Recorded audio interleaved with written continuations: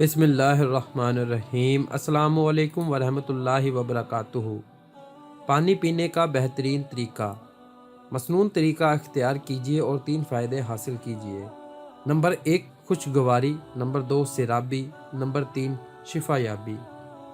نبی کریم صلی اللہ علیہ وآلہ وسلم پانی پینے کے دوران 3 مرتبہ سانس لیا کرتے تھے اور فرماتے تھے کہ اس طرح پانی پینا زیادہ خوشگوار ہے، خوب سیراب کرنے والا ہے اور حصول شفا کے لیے اچھا ہے۔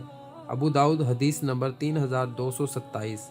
آپ دوستوں سے گزارش ہے کہ اس حدیث کو زیادہ سے زیادہ شیئر کریں تاکہ یہ پیغام دوسرے لوگوں تک بھی پہنچ جائے۔